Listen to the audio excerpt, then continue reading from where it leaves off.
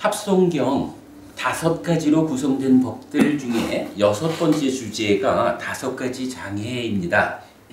지난 수업에서 5가지 장애, 소유의 찬다의 장애, 진애의 장애, 해태 혼침의 장애, 들뜸 후회의 장애, 의심의 장애라고 하는 이 5가지 장애를 소개했고요. 그 중에 지난 수업이 참 재밌는 수업을 했죠.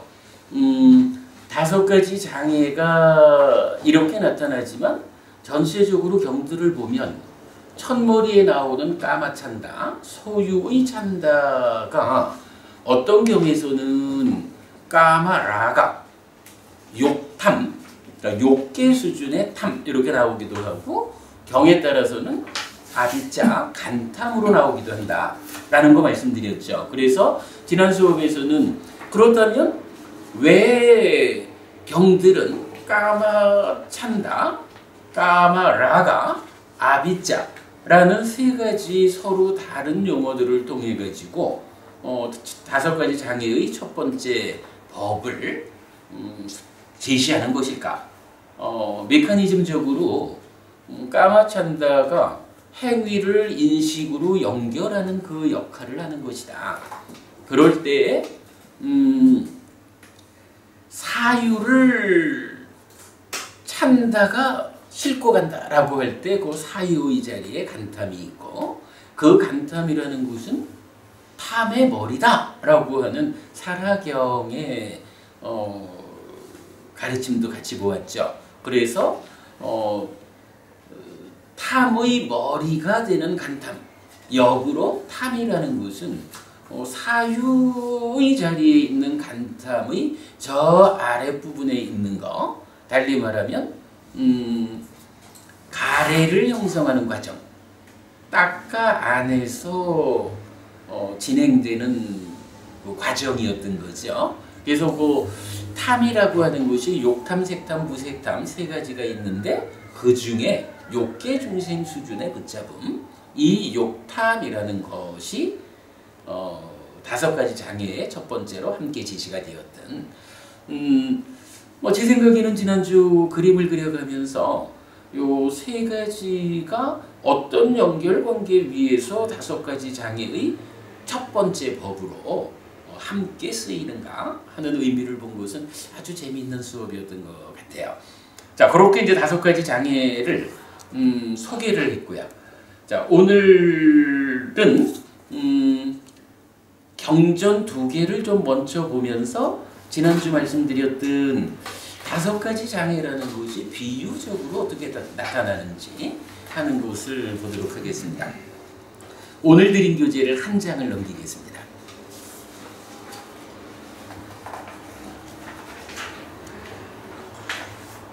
자, 46번 상유다의 38번째 경 아와라나 니와라나 숫당입니다. 아와라나라는 말이 덥게라는 말이고요.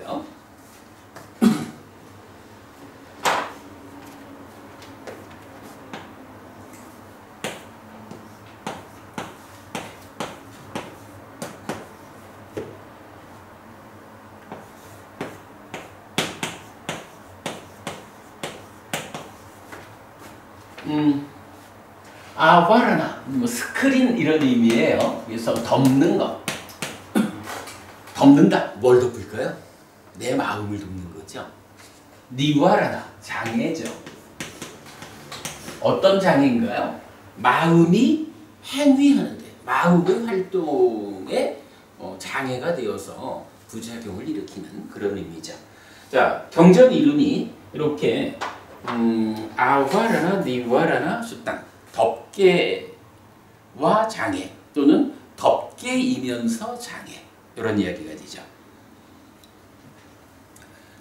비구들이요, 마음의 오염원이고 지혜를 무력하게 만드는 5가지 덮개와 장애가 있다. 무엇이 5인가? 비구들이요, 소유의 찬다는 마음의 오염원이고 지혜를 무력하게 만드는 덮개이고 장애이다. 비구들이요, 진애는 마음의 오염원이고 지혜를 무력하게 만드는 덮개이고 장애이다. 비구들이여, 해태혼침은 마음의 오염원이고 지혜를 무력하게 만드는 덮개이고 장애이다. 비구들이여, 들뜸 후회는 마음의 오염원이고 지혜를 무력하게 만드는 덮개이고 장애이다. 비구들이여 의심은 마음의 오염원이고 지혜를 무력하게 만드는 덮개이고 장애이다. 비구들이여 마음의 오염원이고 지혜를 무력하게 만드는 이런 5가지 덮개와 장애가 있다. 혹시 기억하실까요? 이 5가지 장애, 마음의 오염원이고 지혜를 무력하게 만드는 그놈, 무조건 나쁜 놈. 요런 5가지 장애하고 대응하는 것들이 있다 그랬죠. 자, 5가지 장애하고 대응하는 거 뭐가 있죠? 칠각지죠. 자, 밑에서 보면 장애와 덮개 이야기를 하면서 바로 이렇게 나오죠. 비구들이여 7가지 각지는 덮개가 아니고 장애가 아니고 마음의 오염원이 아니어서 닦고 많이 행하면 명과 해탈의 과의 실현으로 이끈다. 무엇이 7인가? 비구들이여 영각지는 덮개가 아니고 장애가 아니고 마음의 오염원이 아니어서 닦고 많이 행하면 명과 해탈의 과의 실현으로 이끈다. 비구들이여 사각지는 덮개가 아니고 장애가 아니고 마음의 오염원이 아니어서 닦고 많이 행하면 명과 해탈의 과의 실현으로 이끈다. 이거 재밌죠? 사실은 여기서 정말 우리가 주목해야 되는 게 마음이라는 게 있거든요. 근데 이 마음에 대해서 어떤 거는 마음을 덮는 거고 장애하는 거요 라고 해서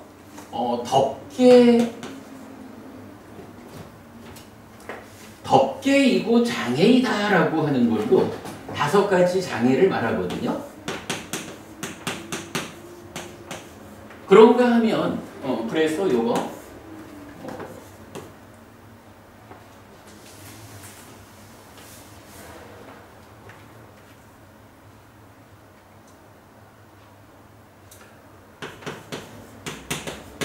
덮개이자 장애야.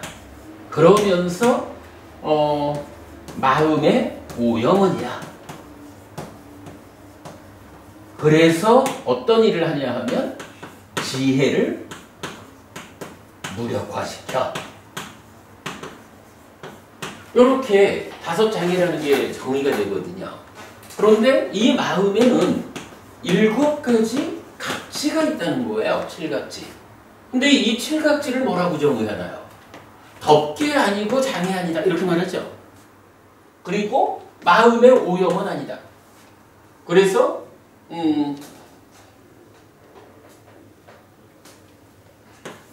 마음의 오염원, 그러니까 덮개가 아니고 장애가 아니면서 마음의 오염원이 아닌데 각지는 뭐예요?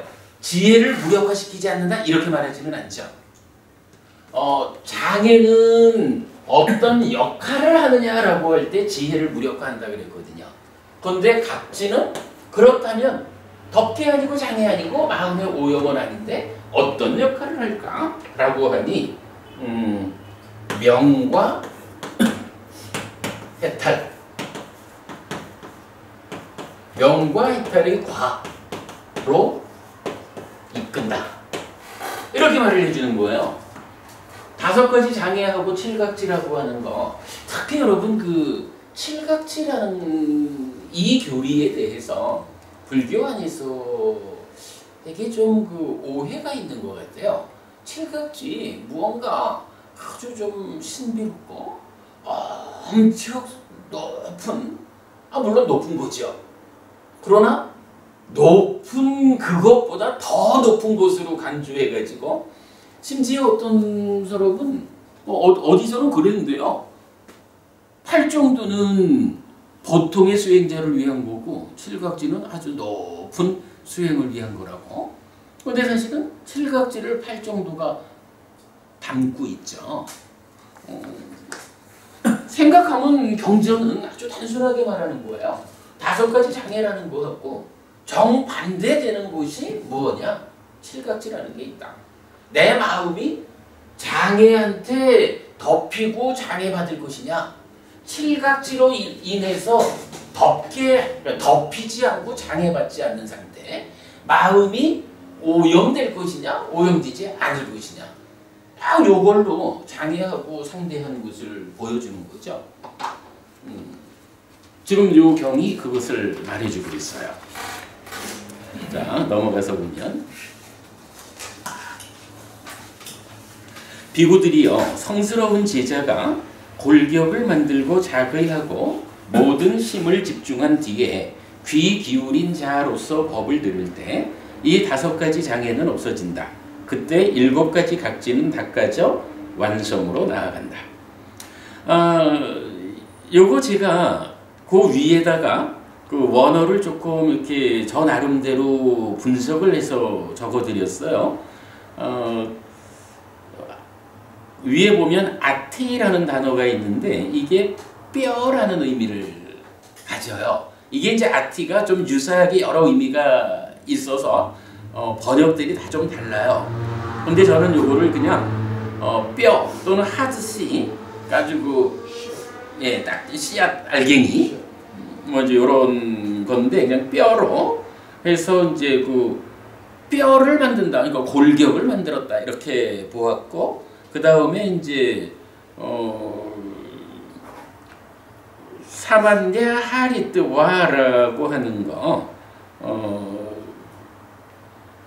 마음을 집중하는 거 이제 이런 부분들이 이제 잘 안 나타나는 단어다 보니까 조금 어려움이 있는데 그 이야기를 반영해가지고 골격을 만들고 자의하고 모든 힘을 집중한 뒤에 이렇게 번역을 했어요. 여기서 이게 내용이 어떻게 되나요?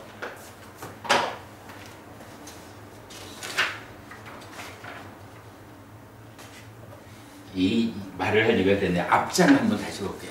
앞장 제일 아랫줄. 자, 앞장 제일 아랫줄에 보면 야스밍 빅가웨 사마에 아리아 사와코 아팅 까뜨와 마나시 까뜨와 이렇게 나오거든요. 근데 요 아팅을 뼈라고 이해를 하면 뭐 의미가 그거니까 까뜨와 해서 뼈를 만든다 해서 골격을 만들고 이렇게 제가 번역한 거고요. 그래서 골격이 만들어지고 그 다음에 마나시 까뜨와 하니까 요건 마나시까라 자의잖아요. 그리고 나면 그 다음이 삿방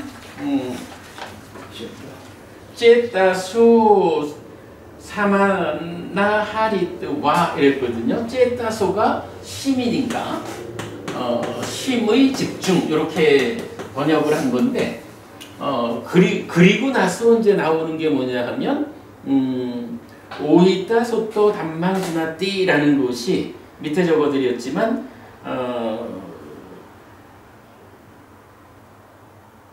귀 기울인 자로서 법을 들을 때 이랬어요. 귀 기울임 법을 들음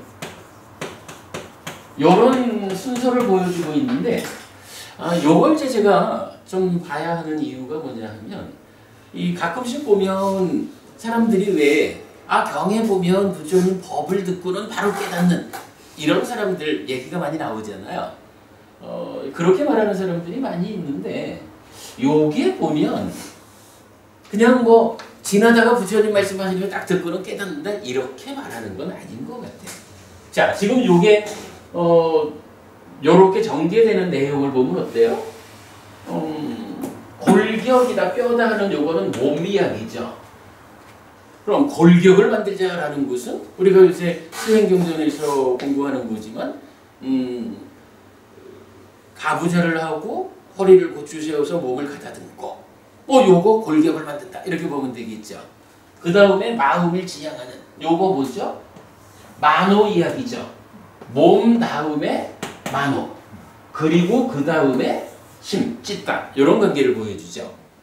그러면 귀 기울여 듣는다라고 하는 요 앞에 뭐가 있냐 하면 이미 딱 몸을 가다듬고 마음을 잘 자극해서 만호가 잘 자극된 상태로 이제 거기에 마음을 집중해가지고 법을 듣는.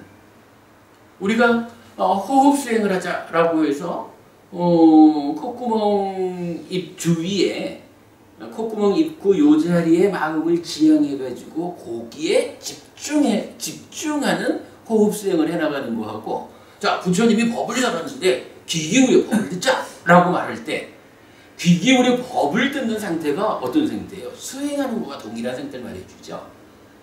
그래서 요거 가끔씩 얘기하는 사람들이 부처님 말씀 듣는 그 자리에서 나빠 깨닫더만 이렇게 이제 쉽게 말하는 사람들이 있는데, 지금 요경에서 보면 그렇게 볼 건 아니죠. 이미 수행하는 사람들, 그래서 마음을 집중할 수 있는 능력을 가진 사람들이 부처님께서 법을 전하시는 그 상황에 어떻게 해요? 몸을 가다듬고 만호를 잘 자극하고 찌따를 집중해가지고 부처님 설하시는 그 법에 귀를 기울여서 듣는 거죠. 이런 상황은 참고적으로 우리가 받을 필요가 있죠. 그 부분 좀 상세하게 번역을 해봤어요. 자, 그랬을 때 이제 어떻게 돼요? 이렇게 귀 기울여 법을 들으니까 여기서 두 갈래가 있다 이거죠. 하나는 뭔가요? 5가지 장애가 없어진다. 그리고 7가지 각지, 7각지는 닦아져서 완성으로 나아간다.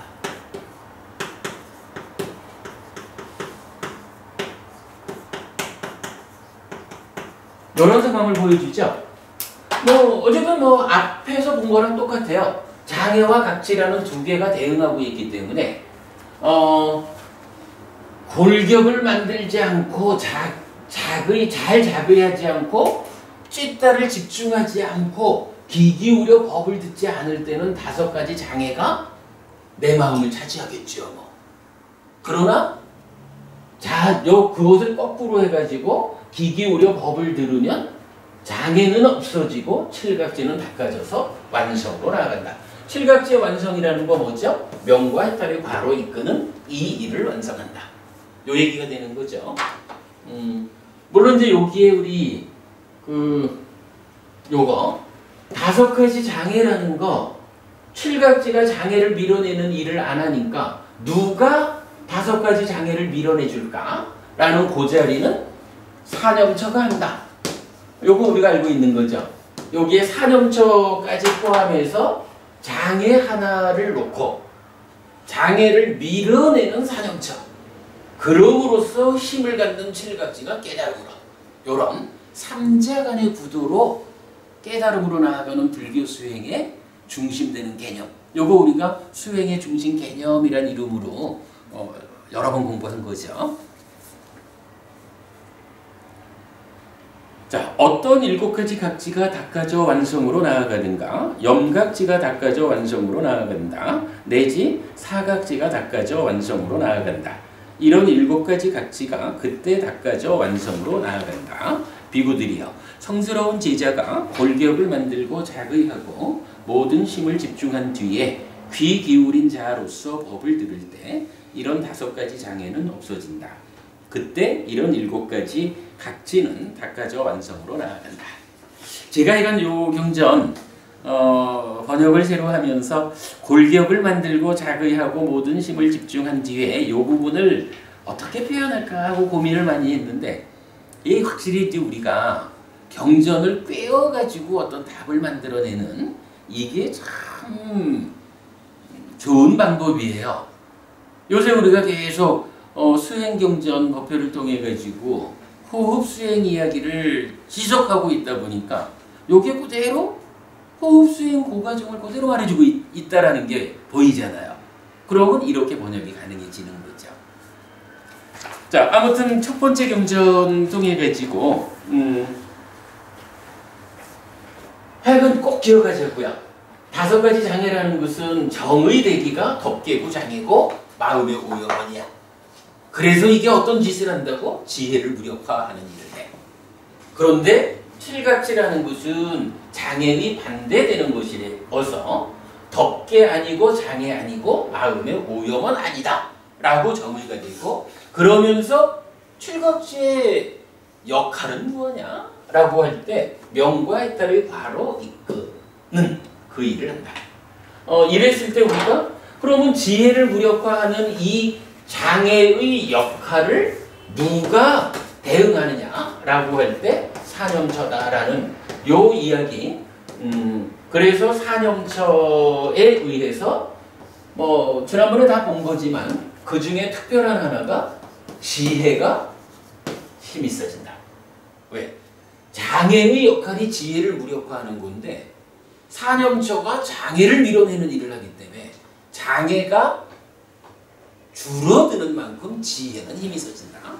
그래서 지혜를 만들기 위한 특별한 다른 노력을 하는 게 아니라 사념처 수행으로 장애를 어디까지 밀어내느냐 하는 걸로 지혜가 힘이 있어지고, 물론 뭐 끝까지 가면 사념처의 완성점, 장애 제로의 상태를 가도 지혜가 완성된 건 아니죠.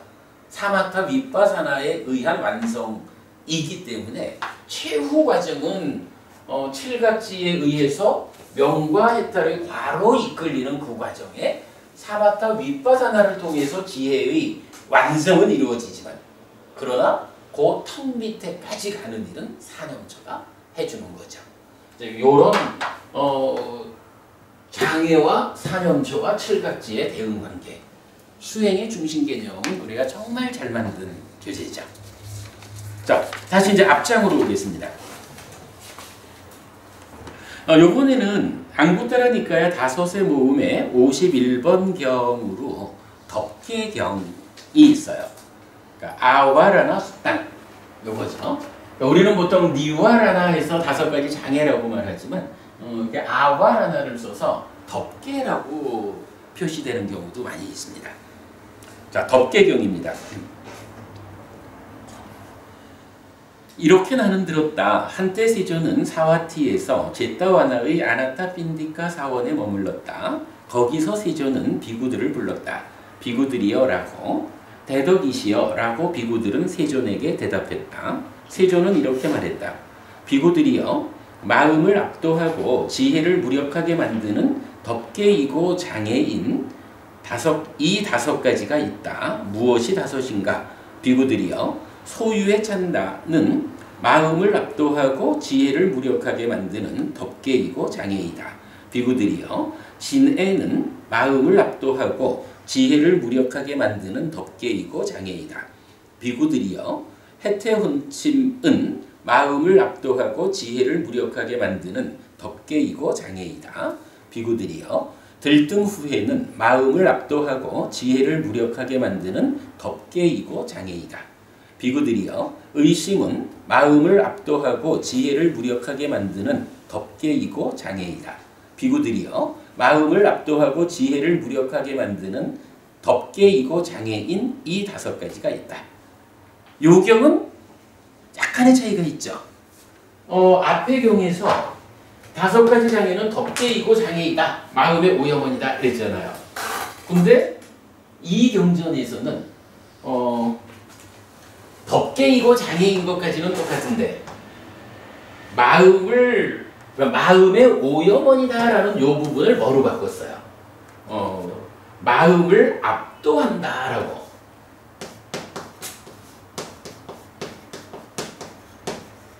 이렇게 지금 불러주고 있죠. 그러니까 앞의 경전에서는 장애라는 것을 놓고 이게 뭐냐 하면 이 5가지는 장애고 덮개요. 그것이 마음의 오염원이래 가지고 지혜를 무력화시키는 거예요. 이렇게 무엇이냐? 덮개고 장애고 그것은 마음의 오염원이다 라는 정의, 그것에 의해서 역할이 지혜를 무력화한다 이랬는데, 이 경은 마음의 오염원 이런 표현 대신에 그러니까 덮어버리고 방해하는 거기 때문에 이것은 이 마음이 자기대로 자유롭게 어떤 일을 하게 두지 않고 그냥 마음 가만히 있어 하고 꽉 억눌러 버렸다, 이런 이야기가 되는 거죠. 그렇게 마음을 압도하는 일을 하고 그것에 의해서 또한 지혜는 무력화된다. 라고 오염원이라는 말을 마음을 압도하는 것 이렇게 다른 표현을 해주고 있죠. 그러면 결국 경전 두 개를 합하면 어떻게 되나요? 소유의 찬다 내지 의심이라는 다섯 가지는 덮개이고 장애이다. 마음의 오염원이다. 마음을 압도하는 것이다. 그래서 지혜를 무력화하는 것이다. 이렇게 네 가지로 정의할 수가 있겠죠. 예, 그걸 보여주고 있어요. 자, 넘어가 볼게요. 비구들이요. 비구가 마음을 압도하고 지혜를 무력하게 만드는 덮개이고 장애인 이 다섯 가지를 버리지 않고서 그가 힘없고 약한 지혜로 이건 뭐죠? 지혜를 무력하게 만드는 덮개 장애를 버리지 못했어. 그것에 지배를 받고 있는 거요. 그것 때문에 마음이 압도된 상태요. 요 얘기죠. 그러니까 그때 지혜라는 건 어때요? 이것 때문에 무력화된 거지 뭐. 그래서 힘없고 약한 지혜로 이렇게 표현한 거죠. 그가 힘없고 약한 지혜로 자기의 이익을 알거나 남의 이익을 알거나 둘 모두의 이익을 알거나 인간의 법을 넘어선 성자에게 적합한 지와 견의 성취를 실현할 것이라는 그런 경우는 없다. 자, 이렇게 덮개고 장애고 마음의 오염원이고 마음을 압도하는 그래서 지혜를 무력화하는 이 다섯 가지 장애가 기승을 부리고 있을 때 장애가 힘을 받고 있을 때 이때는 어떻다는 거예요? 이때는 아니 뭐 이제 표현하자면 이런 거지 뭐. 아니 내 마음이라는 게 좀 덮여 있으면 어땠고 방해받으면 어때? 그래도 사는데 이렇게 반론을 제시할 수 있잖아요. 여기에 대해서 부처님 아니다 이거요. 그거 곤란하다. 왜 곤란하냐 하면 장애가 기승을 부리는 힘을 받고 있는 이때는 그것 때문에 나의 이익, 남의 이익, 둘 모두의 이익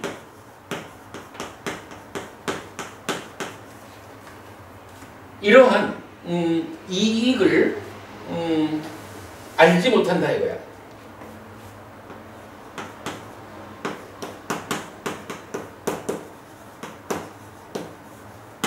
자 이때요. 요 이익이라고 하는 말 뭐죠? 이익. 정보부님 어떤 것이 이익인가요? 불교 안에서 이익이라는 말은요. 뭐 경우에 따라서 달라질 수 있겠지만 포괄적으로 말해서 부처님이 무슨 말씀을 하셔요? 부처님이 45년간 설하신 가르침 그렇죠. 부처님은 나는 오직 고와 고묘를 가르친다. 그대들의 고와 고묘를 알게끔 가르친다. 이렇게 말하잖아요. 모든 것은 고와 고멸이거든. 근데 실제로 그렇지 뭐. 우리가 어떠한 형편에 의해서든 행복하다. 부작용 없이 행복해서 그 완성의 자리에서는 100% 완전한 행복을 경험하면서 살게 된다. 이러면 그 이상 바랄 게 없죠. 부처님은 어쨌든 괴롭다라는 이 문제 상황을 거부하고 괴롭지 않은 행복을 실현하는 그 공부를 우리한테 가르치는 거잖아요. 그래가지고 나는 오직 고와 고멸을 말한다. 고와 고멸을 가르친다라고 하는 이 상태에서 고라는 거는 뭐냐 하면 아니 내가 살아가면서 괴로운 거는요. 손해본 거죠. 오늘 하루 내가 괴롭게 살았으면 나는 오늘 하루 손해본 거예요. 고멸, 행복이라는 오늘 하루 내가 행복하게 살았으면 오늘 하루 행복한 만큼 나한테 이익인 거야. 물론 어떤 것이 괴로움이고 어떤 것이 행복인지에 대해서 우리가 잘 알아야 하죠. 행복인 줄 알고 이렇게 행복을 누렸는데 알고 보니까 하나의 행복 뒤에 99의 괴로움이 숨어 있어. 이런 행복을 쫓아가면 이건 바보짓이잖아. 적어도 행복 90을 누렸더니 그 뒤에 괴로움 10이 숨어 있더라. 뭐 이래도 그래도 이건 힘겨루기 측면에서 그래도 90의 행복을 누리기 위해서 10의 부작용은 좀 감수하지. 뭐 이 정도까지는 몰라도 하나의 행복을 누리기 위해서 99의 불행을, 괴로움을 감수해야 된다. 이거 바보잖아, 그죠? 어떤 것이 정말로 이익되는 행복이냐? 이 부분은 공부를 통해서 우리가 알아야 되는 거고. 어쨌든 이제 여기서 이익이다라는 것은 이렇게 행복을 말하는 거예요. 그러면 5가지 장애라는 것이 기승을 부린다 이거야. 장애한테 덮이고 장애한테 내 마음이 방해받고 있어. 그러면 왜 부처님 장애 이거 버려야 돼? 라고 말씀하시느냐 하면 이유는 딱 한 가지인 거야. 장애 때문에 나의 이익, 달리 말하면 뭐예요? 나의 행복. 요거죠. 나의 행복을 몰라. 나의 행복을 모른다라는 것은 행복을 추구하는 삶을 살 수 없다는 거죠. 나만 살지 않잖아. 다른 사람들의 행복도 내가 알아야 되잖아요. 남의 이익이야. 나와 남 모두의 이익을 알아야 이제 나와 너가 함께 행복한 이런 삶을 내가 실현할 수 있잖아요. 근데 장애이고 덮개인 이 5가지가 기승을 부려가지고는 이걸 모른다는 거예요. 학부모님 그러니 이런 장애에 덮여가지고 살아가서는 안 되는 거 아니야. 그죠? 그게 있다라는 존재의 문제보다 그거에 마음이 압도되어서 살아가는 순간 결국 삶은 어떻게 돼요? 이익을 버리고 손해되는 삶을 살게 된다. 어리석은 짓이다. 이런 이야기가 되죠. 그러면서 이제 한마디 더 말하죠. 자, 둘 모두의 이익을 알거나 그 다음에 인간의 법을 넘어선 성자에게 적합한 지와 견의 성취를 실현할 것, 그런 경우 없다. 뭐죠? 요거죠 바로 인간의 법을 넘어선 성자에게 적합한 지와 견의 성취. 지와 견이라는 게 사실은 이 지와 견이 명과 통하는 말이죠. 뭐 뒤에 우리 더 공부하기로 하고요. 그러니까 장애에 압도된 그런 삶은 일단 이익되지 못하다, 행복하게 살지 못하다 라는 그것에 더해가지고 깨달음으로 나아가지 못한다. 이런 문제를 함께 말해주는 거죠. 살아가는 동안에는 행복하게 살 수 없어요. 그리고 이런 삶이 깨달음으로 나를 이끌지 못해요. 5가지 장애가 이런 건 줄 알면 우리가 장애 편에 서서 살 수는 없겠죠. 사념초 수행을 왜 하죠? 바로 이렇게 살아서는 행복하지 못하게 하고 더 크게 내 삶을 깨달음으로 이끌리지 못하게 하는 이 장애를 밀어내는 일을 사념초가 하는 거잖아요. 그래서 우리가 호흡 붙잡고 매달리자 이런 얘기를 하는 거죠. 자, 그 다음에 예를 들면 비구들이요, 산에서 시작해서 멀리 가는 급류를 가져서 실어 나르는 강이 있다. 사람이 그 강의 양쪽 입구를 열 것이다. 비구들이요, 이렇게 하면 중간에서 그 강의 흐름은 산만해지고 흩어지고 깨어져서 멀리 가지도 못하고 급류도 약해지고 실어 나르지도 못한다.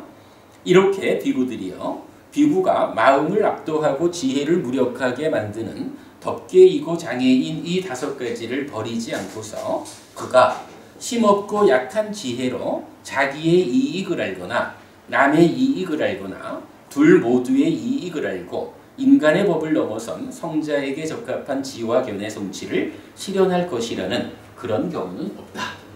자, 여기 이제 일단 이제 비유가 하나 나왔어요.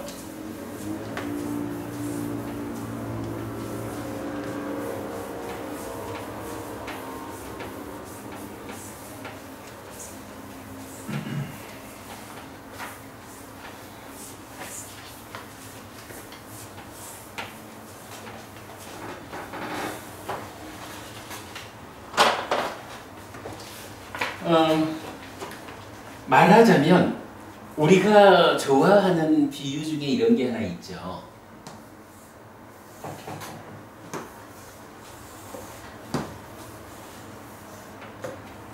열반, 완전한 행복. 이 연못으로 이끌리는 길이 있는 거죠. 이 홈통 밖으로 가서는 못 갈 거고 홈통 안으로 들어오면 빠르든 느리든 차이는 있지만 결국은 가죠. 그래서 이거를 우리가 도관 이렇게 말하는 거죠. 부처님이 열반으로 흐르는 도관을 놓아주신 분. 우리는 열반으로 흐르는 부처님이 놓아주신 이 도관 안으로 휩쓸려 들어가기만 하면 빠르든 느리든 차이는 있겠지만 가는 거죠. 그런데 지금 여기서 5가지 장애라는 거를 뭐라고 말하느냐 하면 표현하자면 이런 거예요. 도관이 있는데 요건 이런 경우는 아니겠지만 여기에다가 문을 하나 열어버리는 거야. 사실은 이 도관 안으로 들어가면 가는 거잖아요. 그런데 물론 가르침 안에 들어가면 이런 일은 없겠지만 경우로 보면 여기다 문을 하나 열으면 어떻게 돼요? 가다 말고 이렇게 빠져나오는 게 있겠죠. 밖으로 흘러나오는 곳은 못 간다는 얘기죠. 이런 경우를 좀 견주어 볼 수가 있는데, 자, 지금 이제 경전이 되는 비유는 뭐냐 하면 산에서 시작해가지고 산에서 시작해서 이제 강이 있는 거예요. 근데 이 강이 멀리 가요. 바다까지 간다 할까요? 멀리 가는 강이 하나 있는 거야. 근데 이 강이 급류를 가졌어. 그러니까 급류를 가졌다라는 건 뭐냐 하면 경사가 심하고 물의 양이 많으니까 빨리 힘있게 흘러간다 이거겠죠. 그런 상태에서 실어 나르는 강이다라는 건 뭐예요? 이 급류가 아주 빠른 속도로 힘있게 휩쓸려 갔다는 거예요. 이 안에 있는 거를 다 싣고 가잖아. 주변에 있는 거까지 끌어당겨가지고 나무든 풀이든 돌멩이까지 심지어는 끌고 내려가잖아요. 그렇게 실어 나르는 이런 강이 있다는 거야. 그런데 이 강이 표현하자면 이 산을 중생의 삶이라고 하고 이 바다, 이 강이 닿는 그 자리를 열반이라고 한다면 비슷한 비유가 되죠. 그런데 만약에 어떤 사람이 이 급류에다가 이렇게 문을 열었다는 거예요. 문을 열으면 어떻게 해? 급류가 가다 말고 이렇게도 나가고 이렇게도 나가고 이렇게 빠져나갈 거 아니에요. 그러면 어떤 일이 생겨? 문이 열리는 순간에 그쪽으로 빠져나가 가지고 이렇게 하면 중간에서 그 강의 흐름은 산만해지고 흩어지고 깨어져서 멀리 가지도 못하고 급류도 약해지고 실어 나르지도 못한다. 열반으로 힘있게 나아가는 그 원래의 그 강의 역할을 못하는 거죠. 그러면 한마디로 말해서 깨달음으로 갈 수 없어. 이런 이야기가 되는 거죠. 지금 이제 요 문단에서는 바로 마음을 압도하고 지혜를 무력하게 만드는 덮개이고 장애인 5가지가 어떻게 버려지지 않으면 이 얘기죠. 니푸노 부부님, 요 5가지 장애가 버리지 않고서 이렇게 말했거든. 이 장애를 어떻게 버리죠? 그죠? 사념조 수행을 해야 5가지 장애가 버려지고 장애가 버려질 때 이렇게 열반으로 가는 이 거대한 물줄기가 새지 않고 가게 된다 이 얘기죠. 그 비유를 말해주고 있어요. 그 다음에 밑으로 가면 비구가 마음을 압도하고 지혜를 무력하게 만드는 덕계이고 장애인 이 5가지 장애를 버리고서라는 건 뭐죠? 사념조를 통해서 밀어내고 이 얘기죠. 그가 힘센 지혜로, 여기서 힘세다는 것은 바로 지웠네. 지혜를 무력화하는 장애가 밀려나가니까 하여간 우리 이 개념 명확히 해야 돼요. 지혜를 개발하는 다른 방법 고민할 거 없어요. 사념조 수행을 하면 호흡 붙잡고 외길로 나아가면 장애가 제거되는 만큼 버려지는 만큼 지혜가 힘이 있어지는 거예요. 그래서 장애 이 5가지를 버리고서 그가 힘센 지혜로 자기의 이익을 알거나 남의 이익을 알거나 둘 모두의 이익을 알거나 인간의 법을 넘어선 성자에게 적합한 지화견의 성취를 실현할 것이라는 그런 경우는 있다. 앞에서는 그런 경우가 없었죠. 여기서 여러분 나의 이익 뭐예요? 나의 행복. 너의 이익, 너의 행복. 둘 모두의 행복, 우리의 행복. 요거죠. 살아가는 동안 우리가 행복하자. 요거고 그러면서도 이 삶이 궁극적으로 깨달음으로 이끌려야 한다. 이것이 장애가 버려지면 사념조를 통해서 장애를 버릴 때 그럼으로써 힘이 있어지는 지혜와 함께 그 일이 실현된다. 앞에서는 그런 경우는 없다 이랬고 여기서는 장애가 버려지면 비로소 그런 경우 모두가 행복하고 깨달음으로 이끌리는 깨달음이 실현되는 이런 경우가 있다. 이렇게 말하는 거죠. 예를 들면 비구들이요 산에서 시작해서 멀리 가는 급류를 가져서 실어 나르는 강이 있다. 사람이 그 강의 양쪽 입구를 닫을 것이다. 비구들이요 이렇게 하면 중간에서 그 강의 흐름은 산만해지지 않고 흩어지지 않고 깨어지지 않아서 멀리 가고 급류를 가지고 실어 나른다. 요건 뭔가요? 이제 요거 막아버린 거죠. 그러니까 시작한 그대로 강한 힘으로 바다까지 열반으로 이끌리는 거죠. 요거 뭔가요? 누가 때를 열어놓은 이거 막는 거죠. 정복부님 요새 그 말씀 가끔 하시던데 만약에 뭐 이 도관이 그럴 일은 없겠지만 이 도관이 이렇게 중간이 열린다. 어떤 식으로 열리는 거죠? 요새 정복부님 그 얘기 몇 번 하시는 것 같은데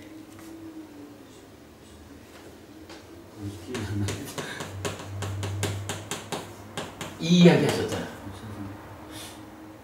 법부님 요새 유사정법 이야기 제가요. 법부님이 하셨나요? 사이비. 그래 사이비 말씀하시고. 네, 사이비. 그러니까 이런 이야기죠. 사자충. 사자는 다른 짐승의 공격을 받아서 죽진 않잖아요. 근데 제 몸에서 생겨난 벌레들에 의해서 죽잖아. 병 걸려서. 부처님 가르침도 이미 확고하게 도관이 만들어져 있기 때문에 다른 어떤 외도들의 공격을 받아가지고 깨지는 일이 없다고. 그런데 이 안에서 유사정법이라는 법인 듯 하지만 법 아닌 이런 것들에 의해서 유사정법이 생겨나면 정법이 사라지게 되는 이런 일이 생기죠. 정법이 사라지는 그건 뭐예요? 여기 이렇게 문을 열어버려가지고 이쪽으로 가야 되는 것을 못 가게 이쪽으로 빼버리는 거잖아. 유사정법이라는 개념. 유사정법 경이 있대. 그럼요. 유사정법 경이 있죠. 그래서 뭐 몇 가지 말하면서 이제 마지막 한 가지가 삼매를 가벼이 여기는 거 이렇게 말하죠. 자, 어쨌든 이제 경전 2개를 통해서 이렇게 보았습니다.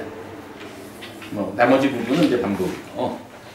자, 경전 2개 통해서 장애하고 가치하고 2가지의 대응 관계 보았고요. 장애라는 거.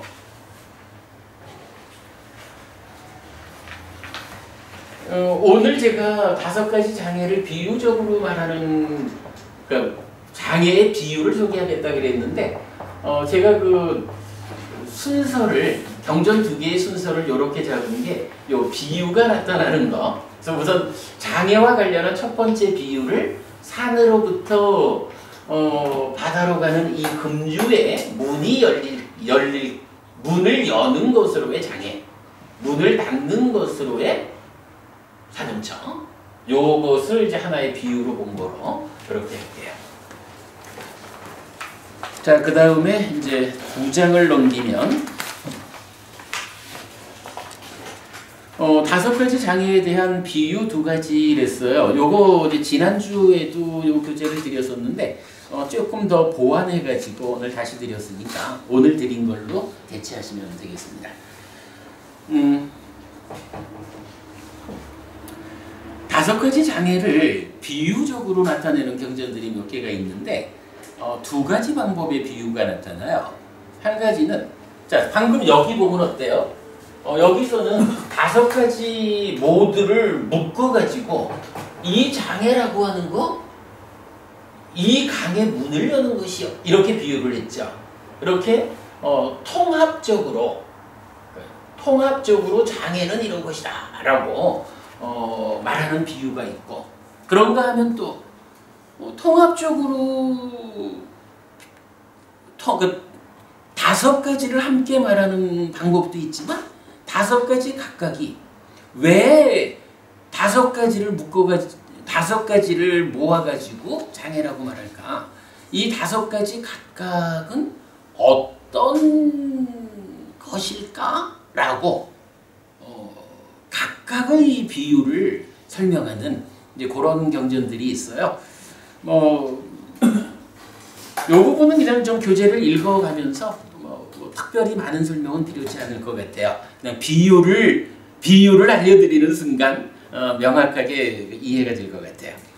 자, 먼저 포괄적인 비유입니다. 5가지 장애 전체를 말하는 마치마니카야 39번 아사프라 설법의 큰 경 그리고 디가니카야 2번째 경이죠. 사문과경에서 장애에서 벗어남의 비유로 나타납니다.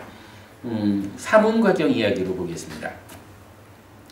그는 이러한 성스러운 개의 무더기를 부족하고 이러한 성스러운 기능의 단속을 부족하고 이러한 성스러운 삿띠와 삼바잔야를 부족하고 이러한 성스러운 만족을 부족하여 숲속이나 나무 아래나 산이나 골짜기나 산속 동굴이나 묘지나 밀림이나 노지나 집더미와 같은 외딴 처소를 의지합니다. 그는 탁발하여 공양을 마치고 돌아와서 앉아 있습니다. 다리를 교차하고 몸을 곧게 하여 가다듬고 콧구멍 주위를 지향하고 삿띠를 준비한 채. 자, 요거 이제 호흡 수행하고 있다는 거죠. 그는 세상에 대한 간탐을 버린 뒤에 간탐을 여인 마음으로 머물고 간탐으로부터 마음을 청정하게 합니다. 진애의 오점을 버린 뒤에 모든 생명의 이익을 위하고 연민하는 진애 않는 마음으로 머물고 진애의 오점으로부터 마음을 청정하게 합니다. 해태 혼침을 버린 뒤에 광명사항을 가진 자로서 해태 혼침 없이 머물고 사띠 삼바자나 하면서 해태 혼침으로부터 마음을 청정하게 합니다. 들뜸 후회를 버린 뒤에 안으로 고요히 가라앉은 마음으로 들뜨지 않고 머물고 들뜸 후회로부터 마음을 고요하게 합니다.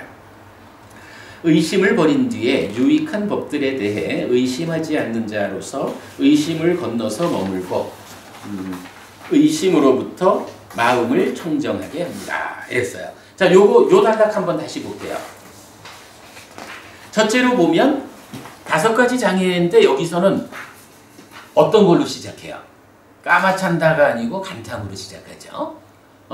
간탐, 까마라가, 까마찬다 3가지로 시작하는 경전들이 있는데 대부분은 정의적으로 까마찬다, 소유의 찬다로 나오는데 이렇게 사문과경같이 커다란 경에서 간탐으로 제시하고 있어요. 자, 그러면서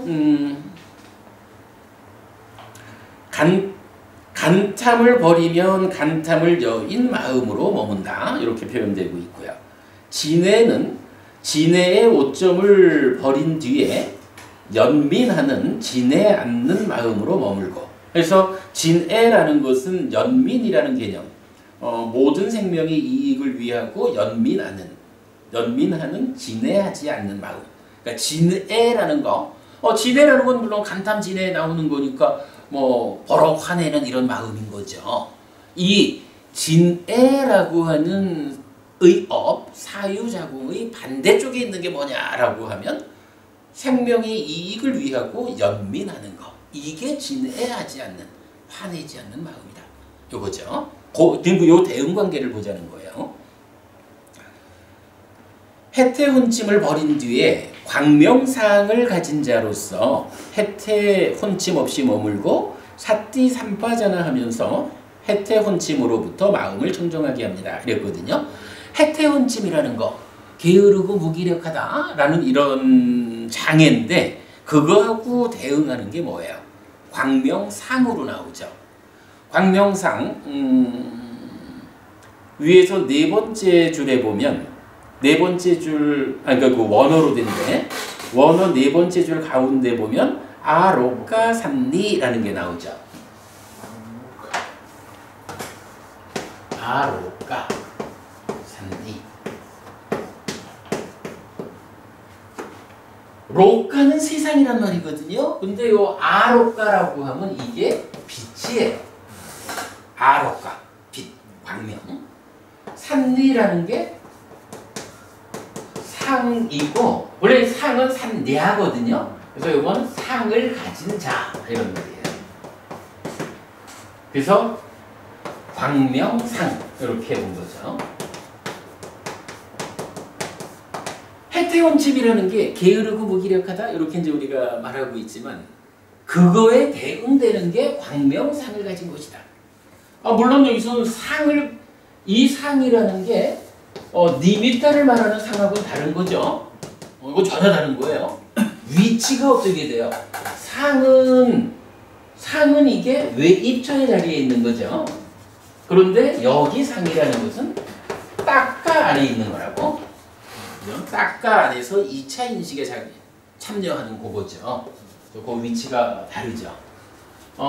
제가 아직까지 정확히 이해하지 못하는 부분인데 뒤에 보면 약간 수행에서도 요 광명상을 개발하는 이야기들이 계속 나오는데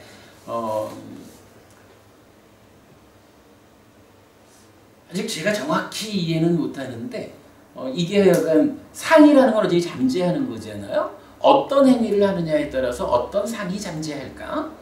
광명상을 개발한다라고 하는 것은 어떤 행위를 통해서 이 빛의 상, 밝음의 경향을 잠재시킬까? 이런 개념하고 연결되는 것 같아요. 요거 약간 뒤에 가면 삼매 수행을 닦는 데서도 나타나고 하는데 뒤에 우리가 더 좀 의논해 보기로 하자고요. 그러나 어쨌든 해태혼침, 게으르고 무기력하다, 태만하다, 졸렸다, 뭐 이런 상황, 이런 것하고 대응하는 건 뭐예요? 나의 저 내면에서부터 밝음이 있는 거야. 내면에서부터 밝음이 상이 발달하는 것은 상은 그대로 연결돼서 찐따를 만드는 거니까 마음이 밝아지는 거잖아. 마음이 밝아진다라는 것은 게으르고 무기력한 이런 해태혼침하고 반대 방향이 되는 거죠. 그런 개념으로 연결되어서 대응되어 있는 거예요. 마찬가지 그러면서 사띠삼빠자나 하면서 해태혼침으로부터 마음을 청정히 한다. 이거 뭔가요? 이렇게 밝은 마음으로 있지 못하고 게으르고 무기력하고 태만하고 꾀제제 요래고 있는 걸 어떡하라는 얘기야. 사띠, 내 마음이 언제 요러고 있구나 라고 발견해가지고 삼빠자나, 그거 틀렸어. 광명의 형태로 돌아라. 사띠삼빠자나 해서 해태혼침으로부터 마음을 청정히 한다. 이런 대응관계를 이해하는 거 아주 중요합니다. 그 다음이 들뚱후회를 버린 뒤에 안으로 고요히 가라앉은 마음으로 했거든요.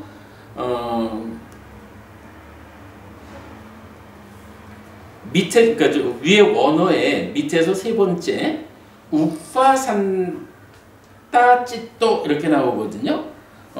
우파산타라는 단어가 이게 이제 그 가라앉은 고요히 가라앉은 이렇게 번역을 했는데 요게 이제 우리 그 우파사마라는 단어가 나오는 거죠. 우파사마 가라앉음. 이 가라앉음이라는 게 사마타의 본격적인 의미고, 그리고 이것이 들뜸과 대응하는 거죠. 요 관계. 그래서 들뜸 후회를 버린 뒤에 안으로 고요히 가라앉은 마음으로, 이렇게 들뜸 후회는 가라앉음하고 대응한다. 이렇게 보는 거죠. 그 다음에 의심을 버린 뒤에 유익한 법들에 대해 의심하지 않는 자로 이랬어요. 의심이라는 게 뭐예요? 이거는 한마디로 말하면 부처님이 이것은 옳은 것이고 이것은 그른 것이다 라고 딱 기준을 정해 주셨잖아요. 근데 야, 이게 부처님은 이것이 옳은 것이어서 옳다라는 건 아까 봤지만 이익되는 거, 고멸 행복을 만드는 거잖아요. 그르다라고 하는 것은 이익되지 않는 거, 괴로움을 만드는 거, 여기 되잖아요. 요런 기준을 부처님이 딱 정해 주셨는데, 야, 시바겁을 짓는다고 해서 진짜 괴로움이 만들어지는 걸까? 나쁜 짓 하고도 잘 사는 사람 많은데? 뭐 이런 부처님이 지시하는 옳고 그름의 기준에 대해서 동의하지 못하는, 요게 의심이죠. 그러니까 의심을 버린 뒤에 유익한 법들에 대해 의심하지 않는다. 부처님께서 이익된다, 행복을 만드는 것이다 라고 말씀하신 그러한 법에 대해서 확실한 믿음을 갖는다. 요거죠. 자, 5가지 장애가 지금 이 경에서 사실은 굉장히 비중 크게 나오는 게 장애가 어떤 것들하고 대응하는 것일까. 통째로 보면 장애는 사념처와 대응하고 칠각처와 대응하는 거잖아요. 그러나 장애의 5가지 각각이 그 성격적으로 이렇게 대응 관계를 보여주죠. 이런 이해하는 건 중요하죠. 자, 넘어갑니다. 자, 그리고는 이제부터 이 5가지 장애가 포괄적으로 어떻게 비유적으로 말할 수 있을까? 요거 나와요. 대왕이요. 예를 들면 어떤 사람이 빚을 내어 장사를 하는 것과 같습니다. 그 사람은 장사에서 성공하여 옛 빚을 갚을 수 있을 것입니다. 그뿐만 아니라 부인을 한 명 부양할 수 있는 여분이 생길 것입니다. 그에게 이런 생각이 들 것입니다. 나는 전에 빚을 내어 장사를 했다. 그럼 나는 장사에서 성공하여 이제 옛 빚을 다 갚았다. 그뿐만 아니라 부인을 한 명 부양할 수 있는 여분이 생겼다라고. 그로 인해 그는 환희를 얻고 만족을 얻을 것입니다. 기본적으로는 5가지 장애가 제거되면 어떤 일이 생겨요? 환희를 얻고 만족을 얻는다. 그래서 장애가 제거되면서 개발된 느낌으로 연결되는 걸 보여주고 있어요. 사문과 경은 이제 전체적으로 그런 수행의 전개 과정을 보여주니까 그 측면 주목하고, 일단 비유에서는 어때요? 내 마음이 5가지 장애에 압도되었다. 장애가 기승을 부린다. 요거 빚쟁이와 같다라는 거죠. 장사를 하는데, 사업을 하는데 빚을 가지고 장사를 하는 거예요. 그렇게 이제 비유를 해주는데, 이 참 제가 참 좀 부끄러운 이야기지만 쫄딱 망해가지고 출가를 했습니다만은, 제가 회사를 다니다가 사장이 해보고 싶어가지고 뭐 이러이러해서 이제 퇴사를 했단 말이에요. 그랬더니 제 주변에 있는 많은 사람들이, 김 사장, 사업이라는 건 말이요, 자기 돈 갖고 하는 거 아니요. 은행에서 빌리든 빚을 내가지고 빚으로 장사를 하고 이자 갚아가면서 남기는 거요. 전 진짜 그런 줄 알았죠. 물론 뭐 많은 사람들이 또 그렇게 하고 있죠. 그런데 그러지 못한 사람도 사실은 많잖아요. 저 같은 경우는 빚이라는 게 얼마나 무서운지 톡톡히 경험하고 쫄딱 망했는데 빚이라는 건 참 무서운 거죠. 근데 지금 부처님은 5가지 장애가 내 마음을 압도하고 있다라는 요거, 마치 빚을 산더미같이 들쳐매고 사업을 하겠다고 하는 그러한 어려움, 그런 상태로 비유를 해주는 거죠. 네. 그 다음에 이제 2번째 비유입니다. 대왕이요, 예를 들면 중병에 걸려 아픔과 고통에 시달리는 사람과도 같습니다. 그 사람은 식욕도 잃어버릴 것이고 그의 몸에 힘이라고는 하나도 없을 것입니다. 그런데 며칠 후 그는 병에서 회복할 것입니다. 식욕도 왕성하고 힘도 다시 생겨날 것입니다. 그에게 이런 생각이 들 것입니다. 나는 전에 중병에 걸려 아픔과 고통에 시달렸다. 식욕도 잃어버렸고 나의 몸에 힘이라고는 하나도 없었다. 그런 나는 이제 병에서 회복하였다. 식욕도 왕성하고 힘도 다시 생겨났다라고. 그로 인해 그는 환희를 얻고 만족을 얻을 것입니다. 그러니 5가지 장애가 내 마음을 압도했다. 마음이 이렇게 압도된 거 비유하자면 이 몸의 입장에서 보면 중병에 걸려서 아프고 고통에 시달리는 그거와 같아요. 앞의 비유에서도 장애를 밀어냈다. 장애에서 벗어났다라는 것은 뭔가요? 이렇게 이제 빚을 산더미같이 지고선 사업한다고 힘들어하던 사람이 뭐 어떤 노력에 의해서, 물론 이제 성공하는 사람들은 이제 그 사업을, 그런 상태에서는 사업을 잘해가지고 빚을 다 갚아버린 거죠. 그러면은 빚 없이 사업을 하는 이 홀가분함, 뭐 이런 행복함을 맛보게 되는 거잖아요. 근데 여기 2번째 비유도 마음이 장애에 압도된 것은 몸에 비유하자면 이렇게 중병이 걸려가지고 고통스러워하는 건데, 그 몸의 병이 다 나아버리면 얼마나 거뜬하고 힘있고 행복하냐고요. 마음 또한 그렇다라고 비유하는 거죠. 자, 3번째 비유입니다. 대왕이요, 예를 들면 어떤 사람이 옥에 갇혔다가 얼마 뒤 옥에서 풀려난 것과도 같습니다. 그 사람은 이제 안전하고 두려울 것도 없고 또 재산도 충나지 않았습니다. 그에게 이런 생각이 들 것입니다. 나는 전에 옥에 갇혔다. 그런 나는 이제 옥에서 풀려났다. 나는 안전하고 두려울 것 없고 또 재산도 충나지 않았다라고. 그로 인해 그는 환희를 얻고 만족을 얻을 것입니다. 옥에 갇혀 있는 동안이야, 부부님, 옥에 갇혀 있다라는 건 한마디로 말하면 자유를 잃었다 이거잖아요. 옥에서 풀려났다라는 건 뭐예요? 자유를 되찾았다 이거잖아요. 5가지 장애가 내 마음을 압도했다라고 하는 것은 내가 어떤 일을 하고자 해도 늘 내 앞에서 내가 원하는 것을 하지 못하도록 제한을 가하는 거죠. 이 세상에서 정말로 자유롭게 커다란 세상을 즐기면서 살아야 할 텐데 무언가를 하려치면은 늘 장애가, 그만, 갈 수 없어, 가지마, 가지마, 너는 못 가, 이러면서 나의 삶을 제한하는 거죠. 마치 작은 감방 안에서 감옥 밖으로 자유롭게 나서지 못하는 삶을 사는 것처럼 이렇게 비유한 거죠. 장애를 제거했다라고 하는 것은 이제 감옥에서 나와가지고 넓은 세상을 원하는 대로 다니면서 살아가는 이러한 삶이 되는 거죠. 해탈이라고 말하는 기본 개념이죠.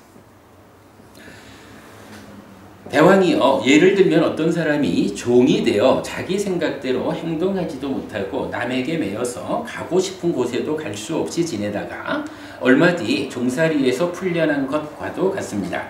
그 사람은 이제 독립하여 더 이상 남에게 매이지 않고 제 가고 싶은 대로 갈 수 있는 자유인이 되었습니다.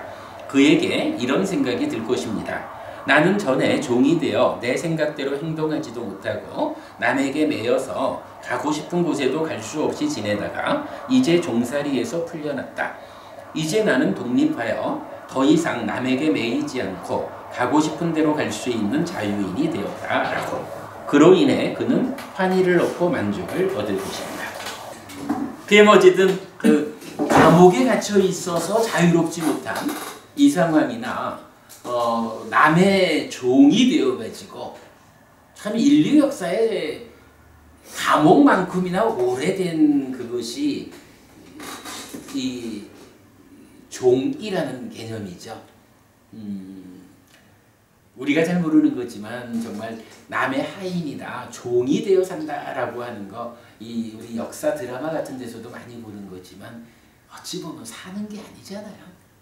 그러한 삶이 장애에 압도된 삶이고, 마음이 사념처를 통해서 장애를 밀어내면 이제 그러한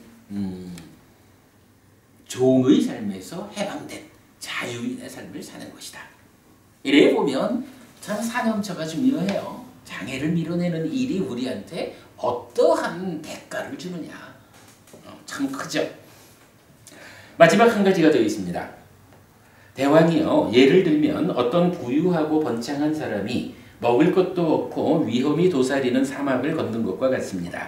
그 사람은 얼마 뒤 그 사막을 다 건너서 위험이 없는 안전한 처소인 마을 주변에 무사히 다다랐고 또 재산도 충나지 않았습니다. 그에게 이런 생각이 들 것입니다. 나는 전에 부유하고 번창했는데 먹을 것도 없고 위험이 도사리는 사막을 걸었다.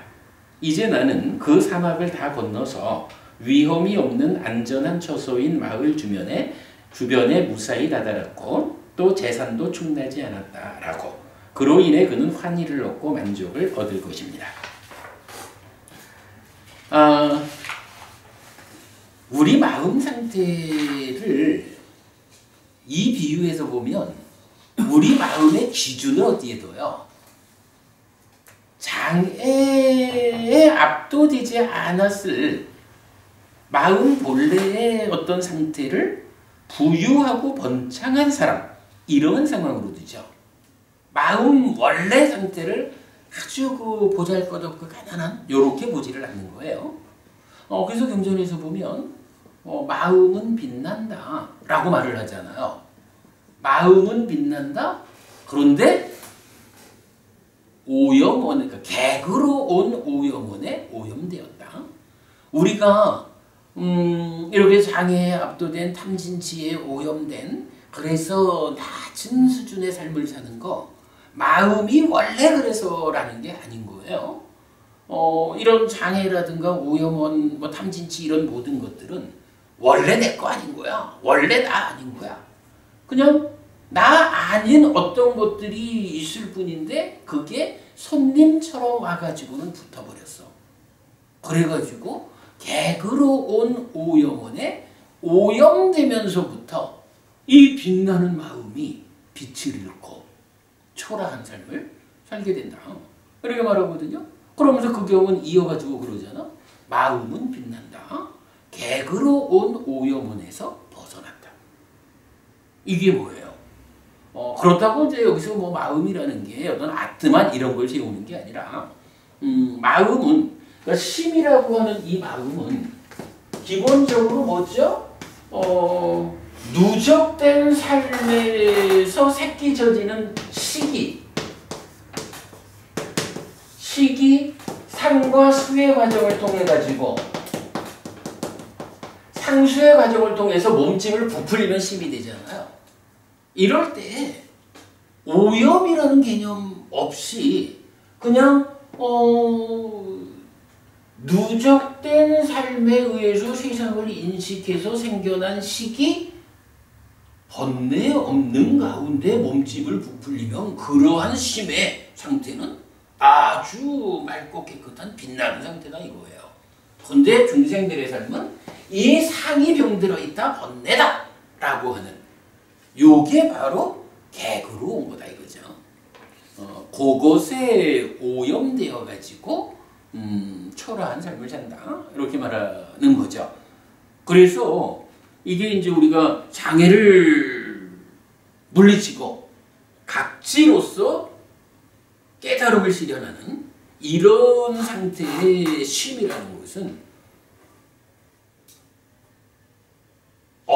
이러한 외적 요소에 침범당하지 않는 빛나는 상태를 드러내는 것이다. 이런 개념이에요. 그러니까 지금 여기서 분명히 어떤 사람이 사막을 건넜다 이렇게 표현할 때 아무것도 가진 거 없는 자가 그 사막을 힘들게 건넜다 이게 아니죠.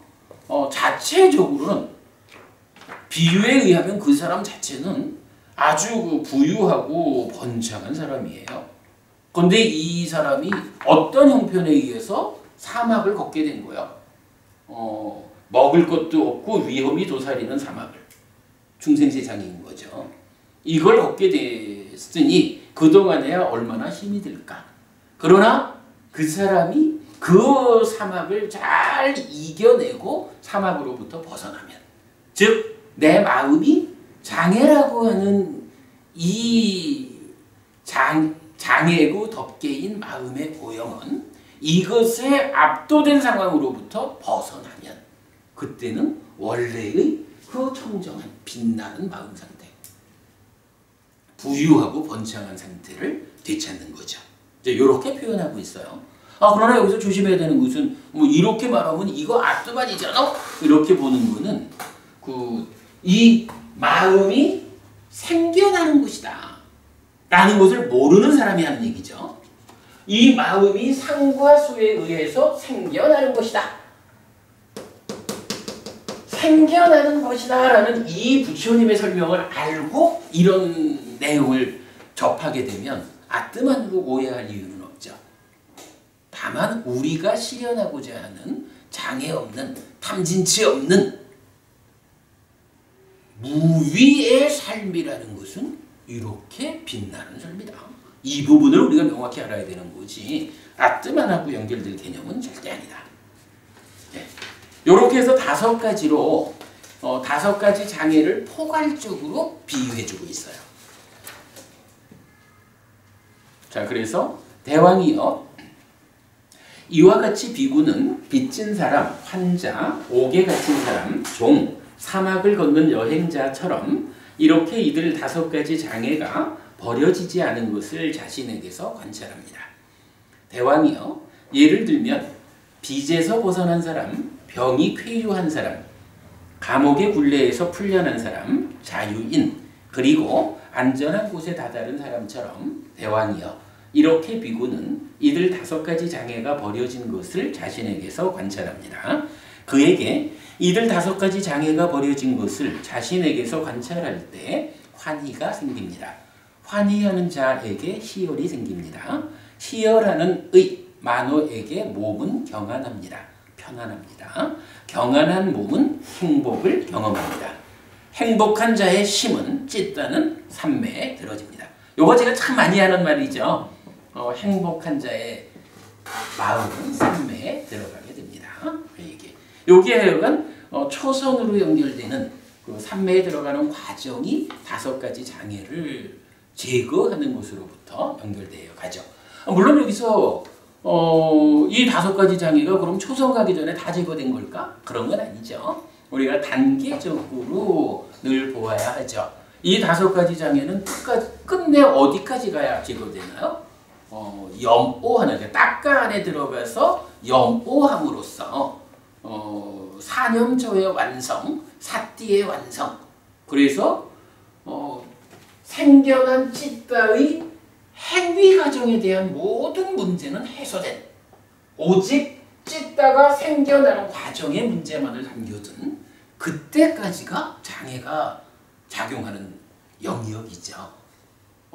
그러나 뭐 장애를 다 그렇게만 말할 수는 없죠. 단계적으로 말하니까 지금 사문과경 같은 경우에서는 이제 이러저러하게 일상의 삶에서의 준비를 갖춰가지고 앉아가지고 호흡을 붙잡고 사념조 수행을 시작해서 삼매로 들어가는 그 과정에 그만큼 단계 지어진 5가지 장애를 버리는 그걸 지금 설명하고 있죠. 네, 그렇게 보았습니다. 자, 그리고 나면 이제 개별적인 비유를 보겠습니다. 2개의 경전에서 뭐 똑같은 경이에요. 그 상가라와 경이라고 앙구따라 니까야에도 속하고 46번 상류다. 요거 각지 상류다죠. 두 개의 경전에서 장애의 묶인 상태를 비유적으로 말해주고 있어요. 곧담아 존재하시오. 이거 그러니까 상가라 화경입니다. 제목이. 곧담아 존재하시오. 무슨 원인과 무슨 조건 때문에 어떤 때에는 오래 암송한 만트라들도 분명하지 않습니까? 하물며 암송하지 않은 것들은 말해 무엇하겠습니까? 곧담아 존재하시오. 하지만 무슨 원인과 무슨 조건 때문에 어떤 때에는 오래 암송하지 않은 만트라들도 분명해집니까? 하물며 암송한 것들은 말해 무엇하겠습니까? 만트라, 그러니까 뭐 이 사람은 이제 바라문이니까 자기들대로 주문을 외우는 뭐 그런 거겠죠. 그런데 이 질문하는 거예요. 이게 말입니다.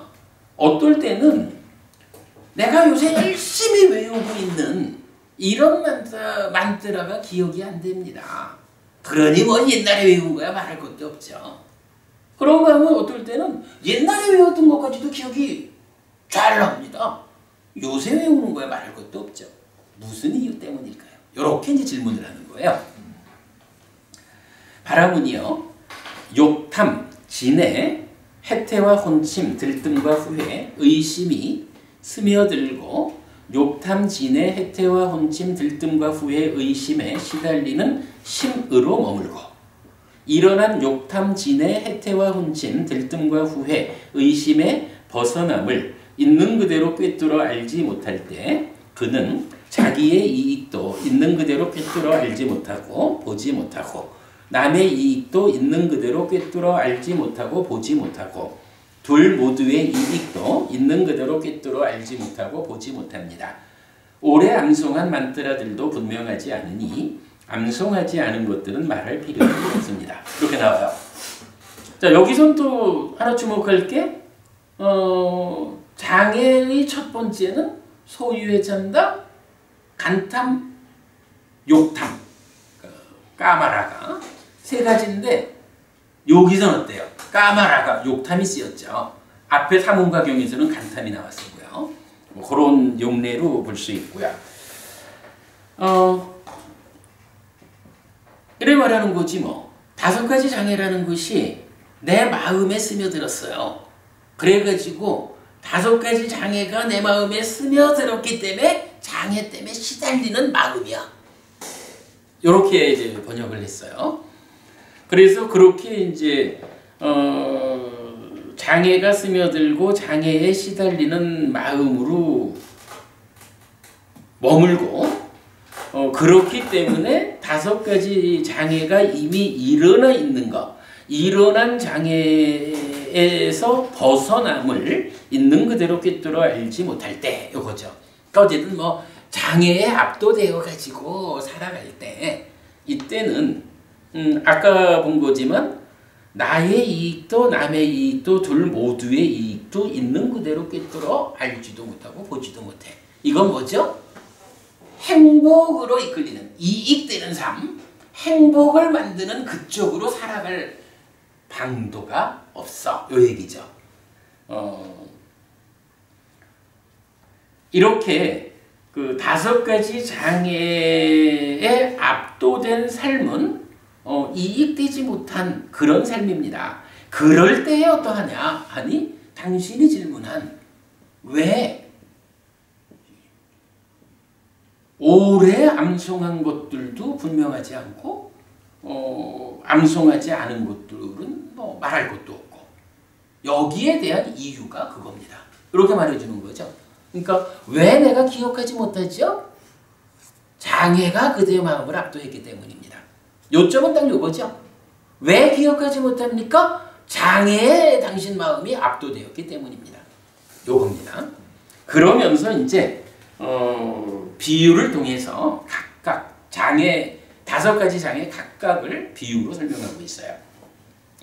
자, 비유 1번 욕탐입니다. 예를 들면 물단지에 붉은 렉이나 심황이나 남색이나 심홍색 염료가 섞여 있습니다. 눈을 가진 사람이 거기에 자신의 얼굴 모습을 비춰보면 있는 그대로 알지 못하고 보지 못할 것입니다. 이 뭐 렉이란 말이 나오고 심황이란 말이 나오는데 잘 몰라서 일단 거기다 같이 적어드렸어요. 렉이라는 것은 바니시나 적색 천연 염료의 재료 이렇게 나와요. 그리고 심황이라는 것은 인도산 생광에 속하는 건데 뿌리 부분은 가루로 만들어서 카레 가루, 물감, 의약 등으로 쓰인다라는 거니까 뭐 노란색 이런 거가 되겠죠. 또 남색이나 심홍색 염료가 물에다가 그러니까 물단지에 물을 담았는데 거기에 뭐가 있다는 거예요. 렉이라고 해서 붉은색 염료, 심황이라고 해서 노란색 염료, 또 남색이거나 심홍색 염료가 섞여 있다는 거예요. 그러면 그렇게 물감이 막 풀려져 있는 그 물에다가 이제 이 사람이 어떻게 해요? 눈을 가진 사람이 거기에 자신의 얼굴 모습을 비춰보면 물감이 풀어져 있는 그 물에다가 내 얼굴 모습을 비춰보려는 거예요. 그럼 어떻게 해요? 보이지 않는다 이거지 뭐. 이 비유는 뭐예요? 5가지 장애 중에 첫 번째 까마찬다거나 간탐이거나 욕탐이거나 이러한 장애가 내 마음을 압도하면 어떤 일이 생깁니까?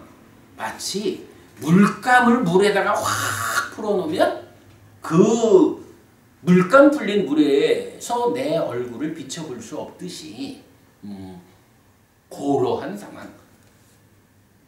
세상을 살아가는 것은 이 마음이 세상을 보면서 살아가는 거잖아요. 근데 마음이 세상을 보는데 이 세상에다가 우리가 늘 이제 안경 이야기를 하지만 물감을 확 뿌려놓고 그 상태에서 세상을 본다 하면 세상을 있는 그대로 볼 수가 없잖아요. 그러니까 있는 그대로 보지 못하기 때문에 만나지는 상황에 대응을 잘못해가지고 괴로움을 만듭니다. 달리 말하면 어리석은 삶을 살아가지고 괴로움을 만듭니다. 요 얘기가 되는 거겠죠. 그럴 때 하여간 욕탐이라는 것은 이렇게 물감을 풀어놓은 물과 같다.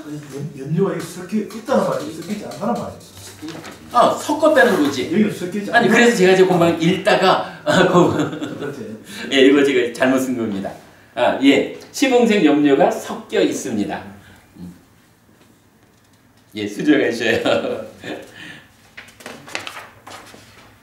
자, 그 다음에 넘어가서 두 번째 진애라는 장애. 자, 간탐이나 소유적 찬다나 욕탐은 이렇게 물에다가 물감을 섞어 놓았기 때문에 보지 못하는 이런 걸로 비유된다면 진애라는 것은 예를 들면 물단지를 타오르는 불 위에 놓고 열을 가해 열이 물을 끓입니다. 눈을 가진 사람이 거기에 자신의 얼굴 모습을 비춰보면 있는 그대로 알지 못하고 보지 못할 것입니다. 진애라는 거 성내는 거잖아요. 불고락불고락 해지는 거잖아. 이럴 때에도 있는 그대로 못 보는 거예요. 사실 내 앞에 있는 당신이 진짜 잘못했는지 이거 안 보이는 거예요. 화가 나면 내 화난 그 상태로 보고 대응하니까 잘못하지 않은 사람한테 욕하고 주먹질하고 이러면 그 대가가 고스란히 자기한테도 돌아오잖아요. 성내는 것은 이렇게 물단지를 타오르는 불 위에 놓고 열을 가해 열이 물을 끓이는, 이게 뭐라 그래야 이건 막 물이 끓고 있는 이런 상태에서 거기다가 얼굴 비춰봐야 안 보이죠. 이렇게 비유를 하고 있어요. 진해, 불 위에 올려놓은 물이 끓는 거예요. 세 번째, 해태와 혼침입니다. 예를 들면 물단지가 이끼와 수초로 덮여 있습니다. 눈을 가진 사람이 거기에 자신의 얼굴 모습을 비춰보면 있는 그대로 알지 못하고 보지 못할 것입니다. 마찬가지죠. 물감이 뿌려져 가지고 안 보이는 거나 물이 막 끓어오르느라고 안 보이는 거나 마찬가지로 거기에 이끼와 수초가 물 표면을 덮고 있으면 당연히 내 얼굴 안 보이죠. 그렇게 비유로서 해태와 혼침이라는 거 그런 상태예요. 무언가가 이렇게 끼어 있어가지고 끓임직한 그런 상태를 말해주고 있죠. 4번 들뜸과 후회입니다. 예를 들면 물단지가 바람에 흔들리고 휘저어지고 동요하고 물결칩니다. 눈을 가진 사람이 거기에 자신의 얼굴 모습을 비춰보면 있는 그대로 알지 못하고 보지 못할 것입니다. 뭐 같은 개념이에요. 보지 못하는 상태야. 근데 이거는 바람이 불어가지고 태풍이 불어가지고 바다가 흔들리듯이 이렇게 이제 막 물결이 막 휘저어지고 흔들리면 거기서 내 얼굴 볼 수 없죠. 들뜸 후회라는 거 이런 비유로 설명하고 있죠. 다섯 번째 의심입니다. 예를 들면 물단지가 휘저어지고 산란하고 진흙투성이고 어두운 곳에 놓여 있습니다.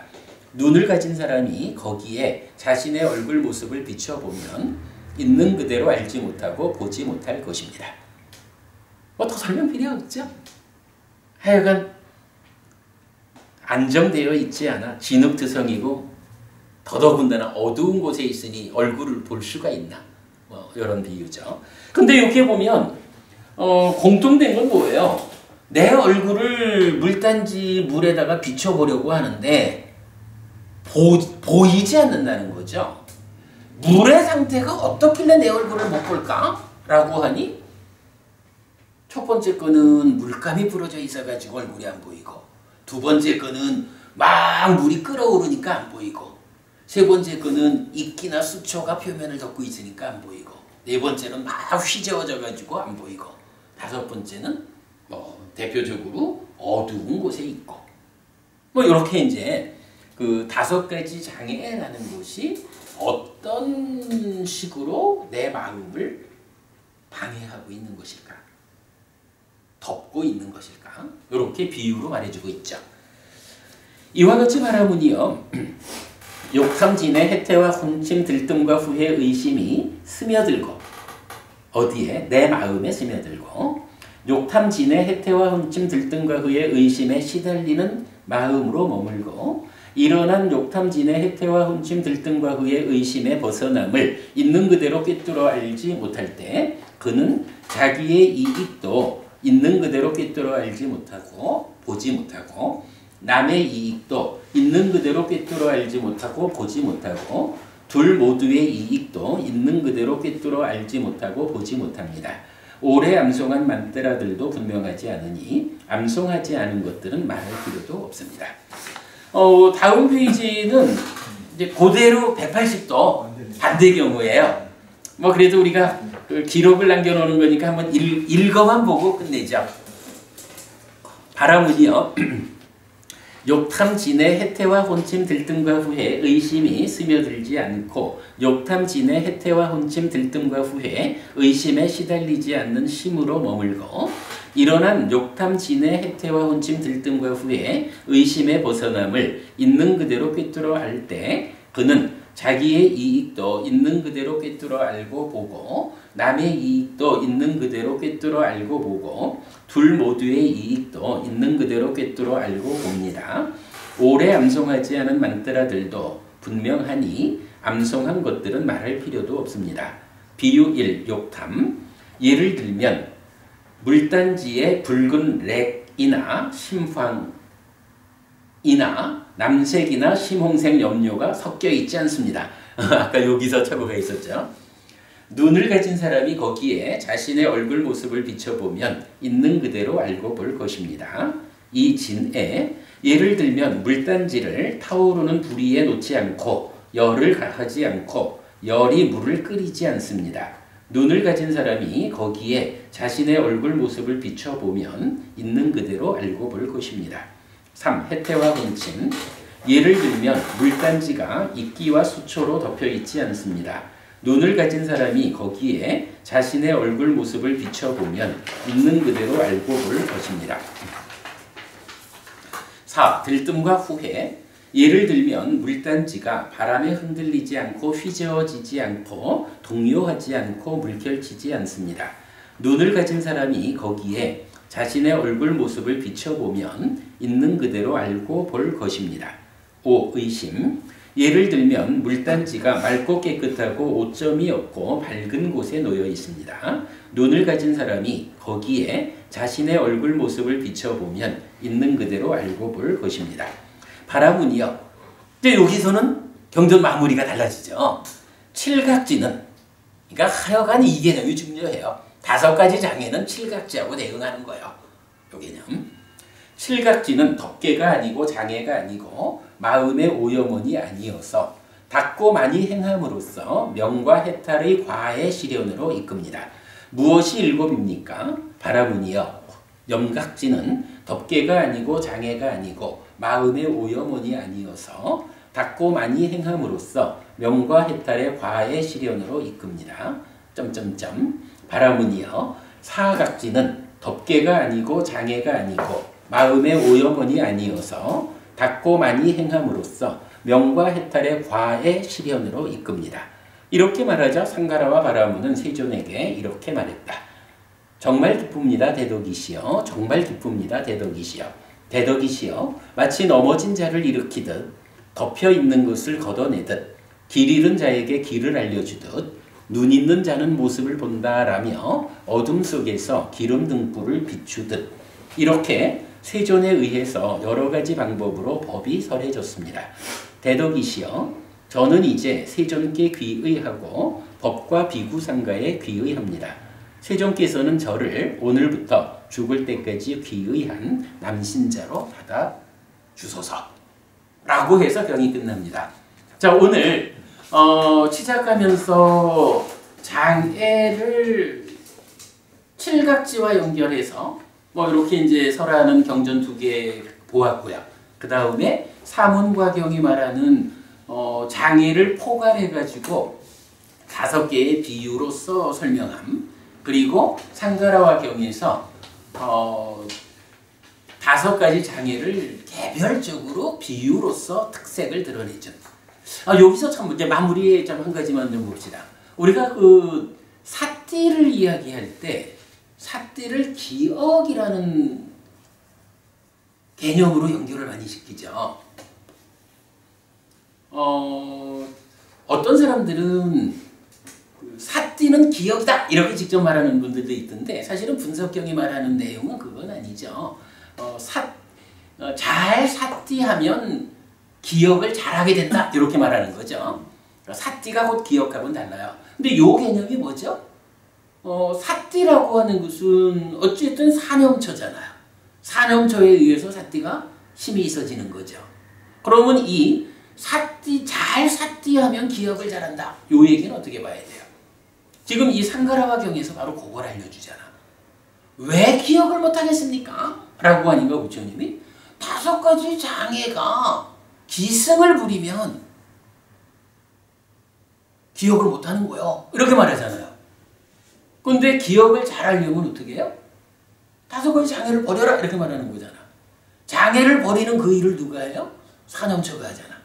사념처가 잘 수행되었다라는 건 뭐예요? 사띠가 힘이 있어졌다라는 거죠.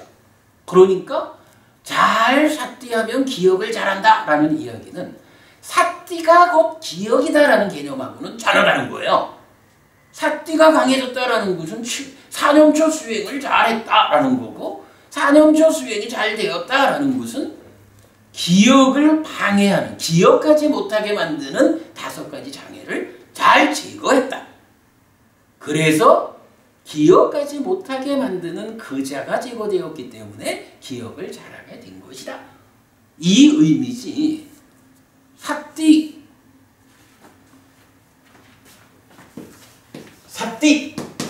이퀄 기억이다.